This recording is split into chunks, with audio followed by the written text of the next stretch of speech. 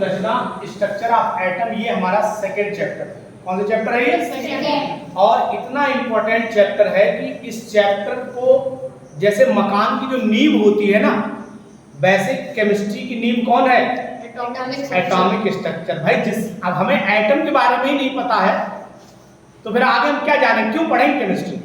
तो इसका मतलब है सबसे पहले हमें पता करना पड़ेगा कि एटम की स्ट्रक्चर क्या है, परमाणु की संरचना क्या है, तभी तो आगे जानेंगे केमिस्ट्री कैसे बनी है।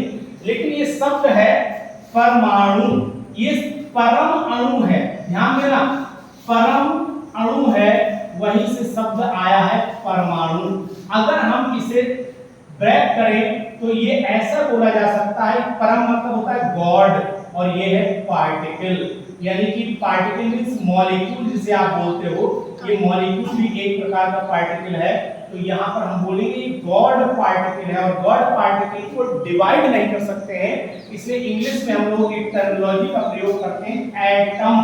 ए का मतलब होता है नो और टॉम का मतलब होता है डिवीजन। टॉम्स का मतलब क्या होता है बेटा? डिवीजन। टॉम्स का मतलब होता है डिवीजन, जिसके हिस्से ना किए जा सके, जिसको डिवाइड ना किया जा सके, उसको हम लोग क्या बोलते हैं? एटम या परमाणु। तो ये परमाणु जो वर्ड आया है परम अणु से आया है, यानी गॉड पार्टिकल। और गॉड पार्टिकल का मतलब है ऐसा बहुत ही, गॉड को देखा आपने कभी? नहीं देखा। तो एटम को भी हम यानी कि अगर देखें नेकेड आई से, नंगी आंखों से अगर देखने की कोशिश करें तो हमें दिखाई नहीं देगा, इतना छोटा होता है।